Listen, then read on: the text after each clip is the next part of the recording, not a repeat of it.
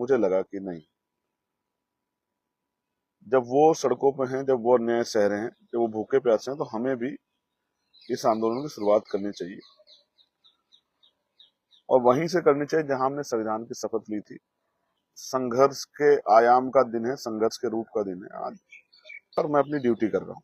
मेरी जान भी उतनी कीमती जितनी उन बच्चों की जो हॉस्पिटलाइज हैं या कहीं पकड़े हुए हैं या कहीं सड़कों पर बैठ के अभी भी आंदोलन चला रहे हैं। मैं सुबह सुबह लाइव इसलिए हूँ क्योंकि रात के मेरे कदम के बाद मुझसे बहुत सारे सवाल ये पूछे गए कि भैया अचानक से आपने ऐसा डिसीजन क्यों लिया। आप सुबह में भी बैठ सकते थे, रात में वहां अकेले सोना और कई तरह की मुसीबतों का सामना करना ये ठीक निर्णय नहीं। मैं आपकी बात से सहमत हूँ, बिल्कुल आपकी बात से सहमत हूँ, मैं इसको मना नहीं कर रहा हूँ। लेकिन जब तक आप मेरे मन को नहीं जानोगे तब तक मैं 100% कह सकता हूँ कि आप कहोगे कि आपकी बात सही है। लेकिन जब आप मेरे मन को देखोगे, मुझे सुनोगे, मेरी मनोदशा को समझोगे, तो शायद फिर आपको एहसास होगा कि मैं ये क्यों कर रहा हूँ।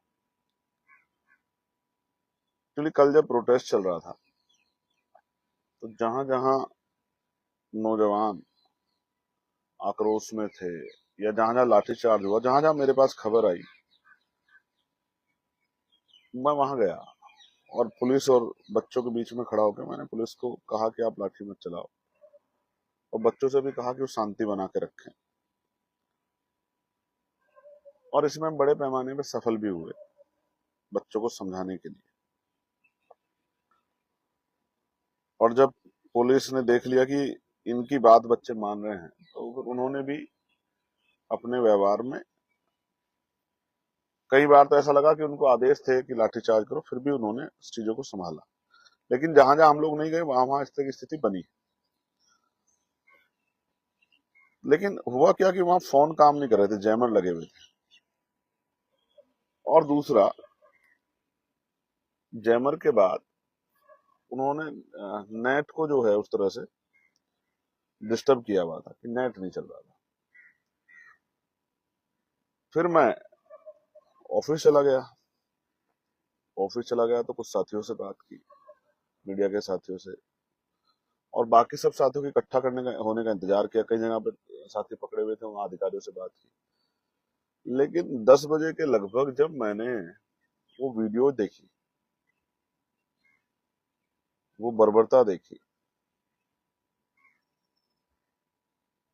वो जुल्म देखा, और मेरे पास ये भी रिपोर्ट है कि 2 बच्चे, बड़े, एक लड़का एक लड़की है, जो बड़े सीरियस हैं, हॉस्पिटलाइज है। मुझे ये नहीं पता कि वो उनकी क्या कैसी हालात है। तो जब मैंने वो बर्बरता, अन्याय, लाठी, आप बच्चों को रोकने के लिए लाठी पैर पे भी मार सकते हो, लेकिन आप अपने सरों पे मारी लाठी। और कुछ लोग बिना वर्दी के, इसी तरह के नौजवान टाइप लोग हैं, वो जो हैं लाठीचार्ज कर रहे हैं। बच्चियों को भी नहीं छोड़ रहे हो, आप पीट रहे हो, मीडिया को भी पीट रहे हो आप। मैं हिंसा का पक्षधर नहीं हूं, लेकिन उन बच्चों को इस तरह से मार खाते हुए ये देखना मेरे बस की बात नहीं थी। दूसरा, इस प्रोटेस्ट को भी जिंदा रखना है, जिस पर कल कई सवाल खड़े हो गए कि भाई हिंसा हो गई, ये सब चीजें। ये भी एक बहुत बड़ी जिम्मेदारी है कि एक अच्छे शिक्षा के लिए पहली बार कोई आंदोलन हो रहा है देश के अंदर।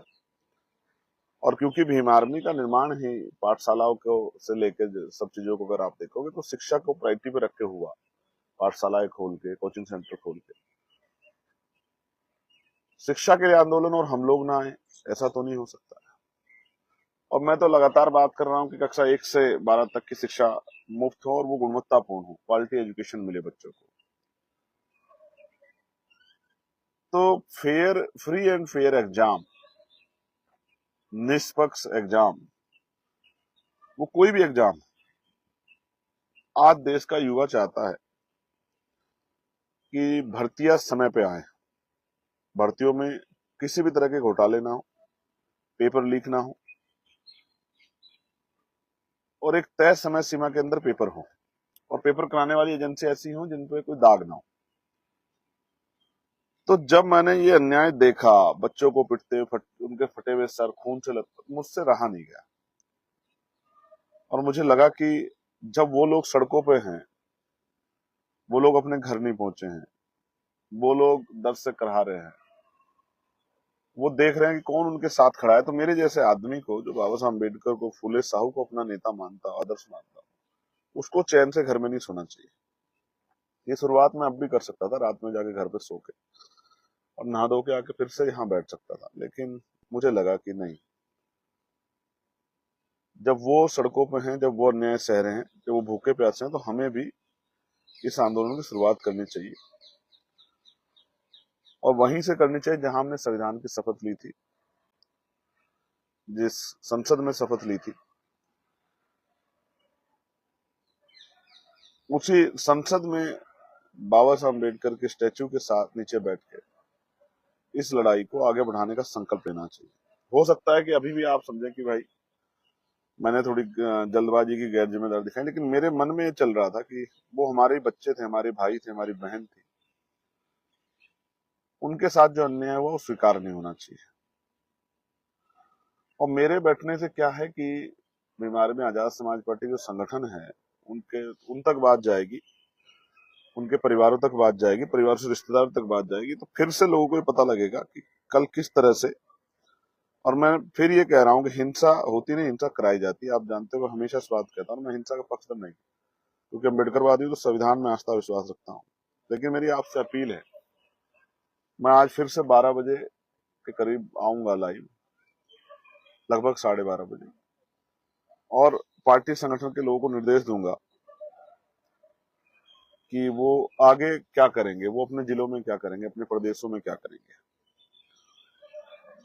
ये लड़ाई बच्चों की, युवाओं की लड़ाई है, उनके भविष्य की लड़ाई, ये हमें जीतनी है। मजबूर करना है, सरकार उनको सुने। और आप जानते हैं, आज संघर्ष के आयाम का दिन है, संघर्ष के रूप का दिन है। आज 21 जुलाई है, भीम आर्मी का स्थापना दिवस है। भीम आर्मी के स्थापना दिवस की 11वीं, आप सबको बहुत बहुत बधाई। लेकिन जिस दिन भीम आर्मी की स्थापना हो और उसी दिन संघर्ष ना हो, ऐसा कैसे हो सकता है? भीम आर्मी का एक अच्छा कार्यकर्ता होने के नाते, ईमानदार कार्यकर्ता होने के नाते, संघर्षशील कार्यकर्ता होने के नाते, मैं अपने काम को कर रहा हूँ, अपने जीवन, अपने लक्ष्य को, अपने जो है जिम्मेदारियों को अदा कर रहा हूँ। आप भी अपनी जिम्मेदारियों को अदा करें। अभी सोशल मीडिया पे आप इस आवाज को मजबूत करें और फिर जिस तरह की डायरेक्शन मैं आपको दूंगा, उस डायरेक्शन पे हम सब लोगों को काम करना। लेकिन इस युवाओं के आंदोलन को, जिसमें कल बहुत जोश था, उसको हमें कमजोर नहीं पड़ने देना और हम अपनी डिमांड्स के साथ खड़े रहेंगे। ये ऐसे आपको उल्टा दिख रहा होगा, बाद में आप देखेंगे छात्रों पर चली एक एक लाठी का हिसाब का जवाब देना होगा। और दूसरा है पेपर लीक, सबसे बड़ा देशद्रोह, गद्दारों को उम्र कैद दो, प्रधानमंत्री नींद से जागो और सख्त कार्रवाई करो, धर्मेंद्र प्रधान को बर्खास्त करो। मैं एक सच्चा भारतीय नागरिक होने के नाते, जागरूक भारतीय नागरिक होने के नाते अपने कर्तव्य का निर्वहन कर रहा हूँ। आपको भी करना चाहिए, पूरे देश को करना चाहिए, देश के युवाओं के लिए, आने वाली पीढ़ियों के लिए, जालिम हुकूमत के अन्याय को रोकने के लिए और ये बताने के लिए कि वो जंतर मंतर था, जलियांवाला बाग नहीं था।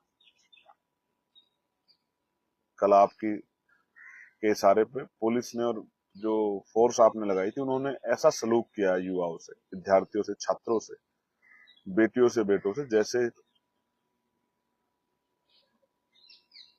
आतंकवादियों के साथ किया जाता है।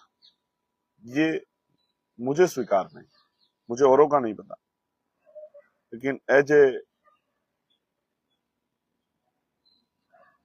भारतीय जागरूक नागरिक मुझे स्वीकार नहीं, एज ए अम्बेडकराइट मुझे स्वीकार नहीं।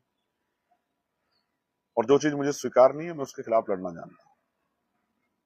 आपने मुझे वोट देके यहाँ लड़ने के लिए भेजा है, तमाशा देखने के लिए, तो मैं लड़ूंगा इसलिए क्योंकि आपको बहुत उम्मीदें हैं इस आंदोलन से कि ये आंदोलन अपनी जिम्मेदारी को अदा करेगा और मैं अपनी ड्यूटी कर रहा हूँ।